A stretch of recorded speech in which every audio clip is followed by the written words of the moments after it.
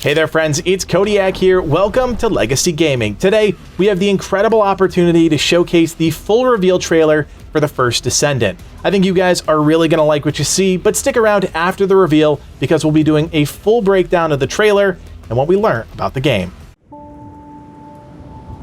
We always ask questions. What is it that actually exists? Where does the origin come from? Where are we headed to in the end? If you feel confused, just reload your gun.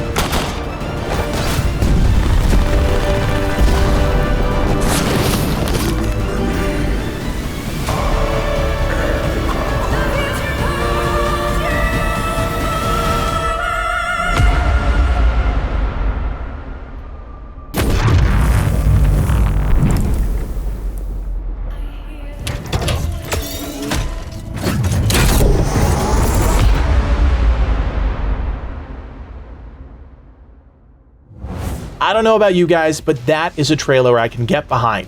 It was a great showcase of what the First Descendant could be when it eventually arrives. Now, lucky for us, the team behind the game, Nexon, gave us a few more details to work with.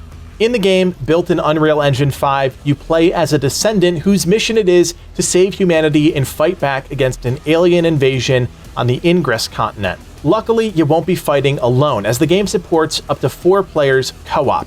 We saw a lot of interesting characters throughout the trailer, but the team did want to let us know that during the beta period, players will have access to 10 of those unique characters that they can choose from. Characters will have distinct roles in battle and will feature unique skill sets and movements, but as you might expect, there will be some level of customization, allowing players to make their characters their own. Some of the characters we were able to spot in the trailer were Lepic, a versatile fighter that has powerful guns built right into his arms. We actually see a quick shot of him having that arm worked on by some sort of mechanic, twisting and transforming the contraption. Viessa, clearly the debuffer of the group that focuses on control and CC. We see her a few times throughout the trailer, freezing enemies by controlling cold air. We also get a great shot of her running through a canyon when all of a sudden she taps into her abilities and shatters a group of enemies. We also get a very quick shot towards the end of the trailer where she conjures a freezing projectile attack out of both hands. A character we saw quite a bit of during the trailer was Bunny.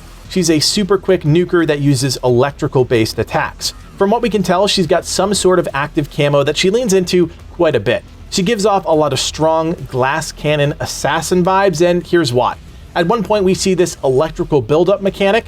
After she charges up, we see some sort of electrical blade shoot out from her arm and cleave through a group of enemies.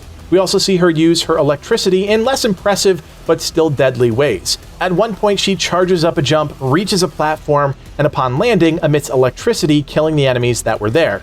If that wasn't enough, we also get a sense for Bunny's theatrics. In one scene, we see her dash forward, slice, and then transition into a backflip. Let's be honest, this is probably for dramatic effect in the trailer, but I doubt it's far off from her actual moveset. Finally, our last glimpse of Bunny is when she's charging towards a very large boss enemy. We see some sort of overcharge effect occur, giving Bunny a huge burst of speed as she evades incoming attacks.